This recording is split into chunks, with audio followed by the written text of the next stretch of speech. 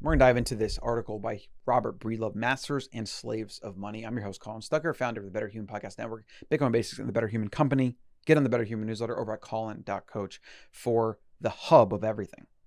Now, this article, every paragraph boils my blood. I recommend you read it. I'm going to read probably a paragraph at a time and then talk about it. And I'm going to do a multi-part series here. I might be posting this everywhere because that's how important this is. I really want to drive home the point of how inflation is theft, right? Literally, inflation is theft. And it's going on a daily basis. Now, because inflation is kind of a hidden theft or a silent tax, as they call it, people don't really, care that much. They're not up in arms. Even people that understand it kind of accept it that, oh, well, it is what it is. We can't do anything about it, right? We can't change what the government does or the Fed does. So we might as well just accept it and try to make as much money in the meantime. That's what you see. The idea about this comes from a lot of the hedge funds and rich people. They just basically accept it as the game they're playing, and they're going to try to get as much out of that game as possible, and then maybe protect themselves if we have a collapse or hyperinflation or whatever. But I want everybody to understand this, because I don't want to make a bunch of money with a strategy that protects me from hyperinflation. Like, let's say the dollar does collapse and I can make a bunch of money in my Bitcoin holdings skyrocket, but then the world around me burns. Why do I want to, be wealthy in Mad Max land? I don't know if it'll be that bad. I hope it won't, but I mean, it could get very bad very quickly. And then at that point, the only thing that matters is food, water, and guns and ammo, protecting yourself, basically. Like Bitcoin, while I think is our best chance, if supply chains around the world break down and people can't get access to food, or if we have energy problems as a result as well, it's going to be very quickly Walking Dead stuff, where every person that walks by you is a potential threat because they want your resources. Not because they want to bite you and turn you into a zombie, but because they literally want your guns, your ammo, your this, your that. And in that world, Bitcoin doesn't really matter. I mean, it might matter eventually once we restabilize, but this is how dangerous inflation is. It's all connected. When you understand the Ponzi scheme that it is, the larceny that it is, the enslavement that it is, and how it's so prevalent, how it's basically the largest collective delusion there is on the planet is this fiat paradigm. You then wonder, well, how do we get out of it unscathed? Like, how do we get out of it without it being really bad? I don't know. I don't know the answer to that. And I think depending on who you talk to and how positive or optimistic they are, I mean, I'm an optimistic person, but I'm still planning, and I feel like I'm not probably planned enough because I don't have like a year's worth of food or whatever. I'm actually looking to buy property outside of Austin as our, weekend backup survival compound thing, because not having that, I feel super at risk. Let's get right into it. So this is Masters and Slaves of Money article. You can find it on Medium. His name on Medium is Breedlove22. Money is a tool for trading human time. Central banks, the modern era masters of money, yield this to as a weapon to steal time and inflict wealth inequality. History shows us that the corruption of monetary system leads to moral decay, social collapse, and slavery.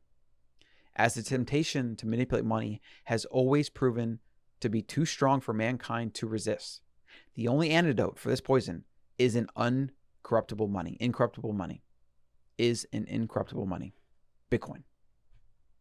Now, this is going to go into something known as the Agrary Beads. Agrary, I think that's how you say it. They're small decorative glass beads, and they were used as money for centuries. This is going to basically go into this is going to go into basically how slavery from Africa took off. It was actually a money problem that allowed for this. And weren't these beads used as currency with Africans, we may have not had the slave trade. In fact, he says here he doesn't think it would have been as big as it became. Yeah, I think I agree with that. Right? It's pretty fascinating, actually. Understanding history, like this is one of those examples. When you understand history and how a small glass bead led to potentially the enslavement of Africa and millions of slaves, and then even the slave trade all over the world, including in America, which then manifested in all the ways it did over years. One small little thing that you may not have ever considered your entire life, money, was the root of it. The ability to manipulate the money is how this started. And when you understand that, you start really, really thinking hard about the current fiat paradigm and how a select few manipulate the money. And how is that going to manifest? Well, that's the thing. We don't know. We know it's going to be bad. We know it's going to be a great reckoning because it's kind of gotten outside of their control. They can't put Frankenstein back in the box. So I'm already 6 minutes in with this, and I want to keep each show around 10 minutes. So I'm going to just go into a few more of these and talk about these, and we'll do a multi-part series. So the best place to get this is obviously on iTunes or Spotify or Google. Also on YouTube, I'll be there as well. And subscribe. And then also Better Human Newsletter over at Colin.coach. That's where you can get the updates every week. You'll get the weekly newsletter. I usually send it on Sundays. It's packed full of content. It's packed full of shows from the Better Human show. It's packed full of Bitcoin Basics shows. And then I'll also be announcing their betterhuman.world, which is my new company that I'm building in the moment, currently building, that I'm really excited about. It's going to be combining capitalism, free markets, and mission-based, purpose-driven, nonprofit work. I hope to create a model that can be an example for other entrepreneurs and other companies to follow the same and get into something that is more about doing good and doing well rather than just doing as well as possible, which is usually just about profit. And then, all the problems that can lead to. All right. So right here, the first quote to kick this off is, "Knowledge makes a man unfit to be a slave." Frederick Douglass. In ancient Western Africa, agrary beads, small decorative glass beads, were used as money for many centuries. Of uncertain origins, these beads were a means of wealth transfer between people and trade, and across generations. When European explorers appeared in Africa in the 16th century, it was quickly apparent to them that the agrary beads were highly valued by African locals. Since glassmaking technology in Africa was primitive at the time, agrary beads were difficult to produce and, therefore, reliably scarce relative to other goods, a monetary property which supported their market value. All right, pause here. The reason that gold has been agreed upon by the free market as the best form of money for 2,000 plus years is because it's very hard and very expensive and very scarce. It's hard to get out of the ground. It's expensive to get out of the ground. You can't just fake it or make more of it. It's indestructible, and it's basically impossible to counterfeit. Like, you have to actually go get it. Now, before Bitcoin, which is the perfect form of money ever created, found, discovered, gold was the best thing.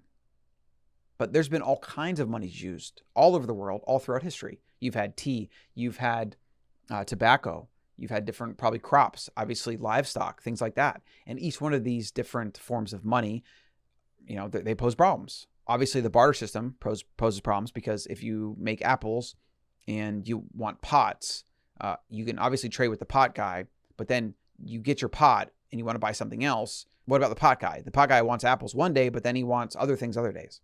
Same with apples. Gold solved the problem of money for various reasons, which I won't get into today, but I have other shows on that, and I highly recommend diving into What is Money, the podcast, and a lot of other Breedlove's work. It's really good stuff.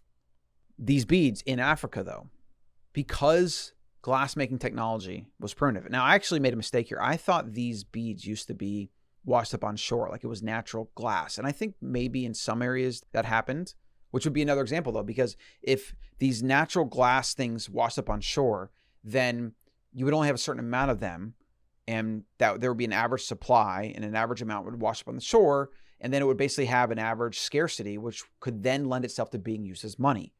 This glassmaking technology was primitive, so again, these were difficult to produce, and they were relatively scarce. Now we're moving on to the next paragraph. Back in Europe, glassmaking technology was more sophisticated. Counterfeit beads virtually identical to agrary beads could be mass-produced at a low cost. Seizing the economic opportunity, many crafty Europeans soon began arranging expeditions to Western Africa, shipping in huge quantities of indistinguishably counterfeit agrary beads expertly fashioned in European glassmaking facilities. This scheme was one of the first large-scale money counterfeiting operations in the world. What followed this seemingly innocuous exportation of glass beads was a multi-decade plundering of African wealth, natural resources, and ultimately time. So I'm actually going to pause here, and this will be part one, but let's first kind of review where we're at. Agrary beads, because they were scarce and hard to make in Africa, and because no Europeans had been in Africa until they came to Africa, these beads were used as money. So you probably had them all over the continent, where they would use as he says here, cross generation. So they were used as dowries or heirlooms, and then as money, trading amongst people, and then people travel and they exchange them for goods and tools and this and that. And then Europeans show up and they're like, whoa, they value these beads. We can use them to buy things we want. So then they went back to Europe, mass produced these beads, brought them back on their ships to Africa, and then used those beads to exploit all of the resources of Africa, but also, here's the big one, the people.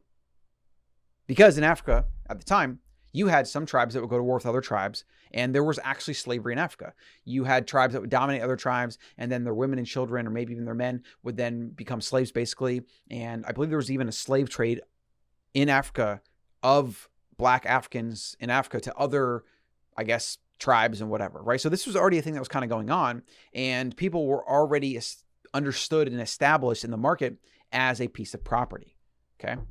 Europeans came in and they probably saw this. They saw the bead situation. They saw that humans were slaves, and they're like, oh, wow, we can use these humans for the labor, the time, and all the things that they can do.